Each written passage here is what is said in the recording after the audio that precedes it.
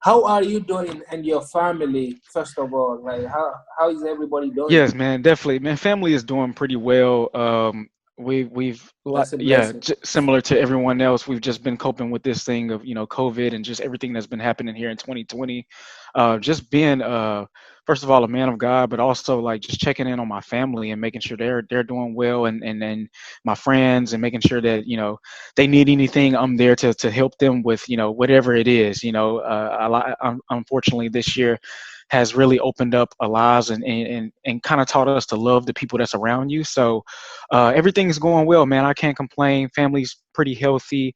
But I just want to make sure that my family's doing well, my friends are doing well, the people that around us are doing well. That's powerful, bro. That's powerful. And I've been reflecting on that. I know in the beginning of the year, everybody were excited. Like this is gonna be the best decades of their life, right? And Hmm. starting in January when Kobe died and everything started crumbling and just falling apart.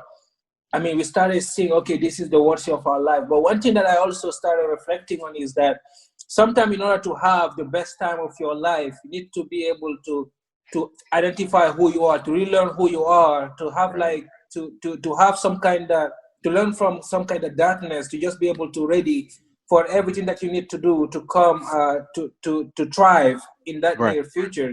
I think Right. 2020 has really allowed us to learn who we are, right?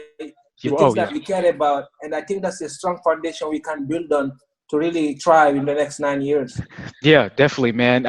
To allude to everything that you said, people have found themselves in 2020, and it's been kind of this dark spot with 2020, how everything shaped up and happened. But I think the biggest goal, and what you mentioned to, is just learning who we are, learning to love the people that's around you, care for them, reach out to people, and life is too short. So it's something where a lot of people have lost loved ones and things like that. It's something real out here that every person, obviously we're waking up now. And so 2020 was a wake up year. Would you say that education was a privilege or an expectation in your household growing up? Yeah, man, I would say it was an expectation, man. It was one of those things, just my family did a really good job, and my parents, I salute them every day to just how they molded me, playing sports, but also academically, and just growing up to be the young man that I am today. I give all the credit towards them. And so the expectations were pretty high. And I think that my parents laid that foundation to me as a kid growing up in Little Rock, Arkansas. And heavily, sometimes a lot of individuals who may look like us don't really experience both their parents being in the same household. And so I'm one of those oddballs that actually had my parents there as I grew up, and kind of Hmm. learned from them, and they took me under their wing. Obviously it wasn't easy, but I salute my parents all the time, mom and dad, to just have both of those co-parents in the house, to raise a young African American male through all the times that we've been through as African Americans in general. So salute to them, man. And like I said, the expectations were, they taught me how to grind. They taught me how to just, Definitely. whatever I do, yeah, and whatever I do, academics, school, football, like, with the sports, family, just grind it out, and be perseverance, and always keep God first. And I salute them for that. That's real, bro. That's real. Yeah. That's real. Definitely, man.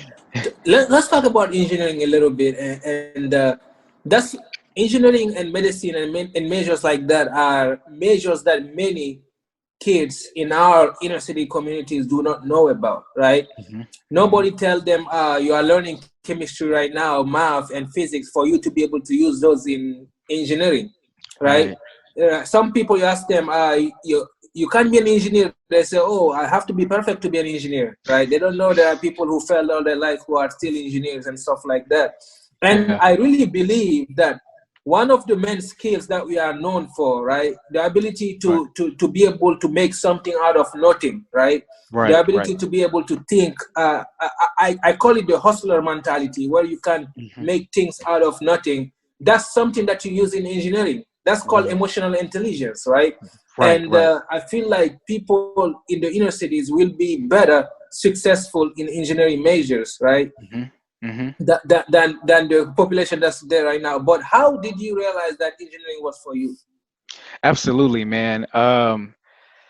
And To answer that question directly, I think it was one of those things where I was extremely passionate about math and science. Like you mentioned, a lot of people, a lot of individuals like us don't really know about engineering as much.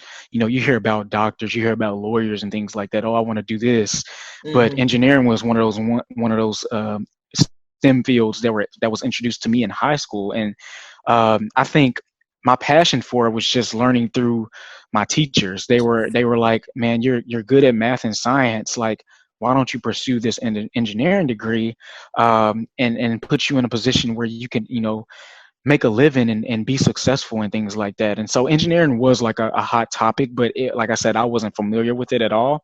So one of the things that kind of advanced me into making that decision to engineering was I took a few classes at my high school, John L. McClellan High School in Little Rock, Arkansas, Mm-hmm. and centered around my calculus teacher. I was taking like calculus 2 in high school, and also my science teacher. And they basically had this engineering course that was kind of applying both of those topics.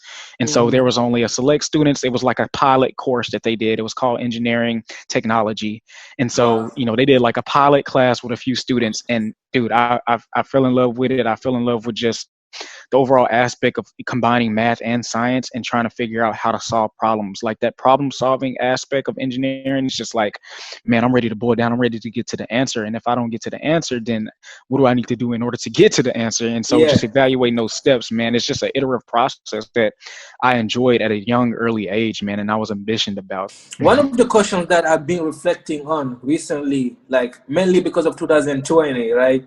But Yeah. it's something that keeps coming in my mind. It's a very hard question, and I really feel like many people in this world try to escape it and not think about the question because it's a hard question to ask yourself. And Hmm. the question is, like, society really push us into believing what it thinks success is, right? Pushing into believing that job position is more important than the legacy we're trying to leave, Hmm. right? Right. But Right. the I really feel like using the legacy that you're trying to live in this world to guide your journey, right? To Hmm. whatever you want to do in life, it really something that can help you. But figuring that out, right, and knowing the Right. kind of work you have to do to get there is really hard. I Yeah. was gonna ask you, like, have you thought about that question, just job position versus legacy, and how has you been using your legacy to guide the journey you're trying to have in this world? That's a good question, man. That's that's definitely a good question. I can get some thought to it. I think my legacy and what I want to leave here on this world, is to be that individual who went out of their way to help people. Obviously, that was one of my motives with joining Accenture was helping clients, helping them move to be more sustainable, helping them, whatever they need to do, solve that issue with problem solving. But also, it just boils down to helping people in general. And so, even from like work, outside things that I like to do, which is like working out, helping people move towards their fitness goals and things like that. So that whole legacy behind me is just like, man, he was an individual who just loved to help people. He just loved being around people and things like that. And I think trying to people's legacy always thinks like, oh, I was a CEO, or oh, I was in this position, so I got all this fame and things like that. No, your legacy is what makes you happy and what you're satisfied with. And a lot of times, like when I talk to people, I ask them, a couple of questions. I ask them, why do you get out of bed every morning?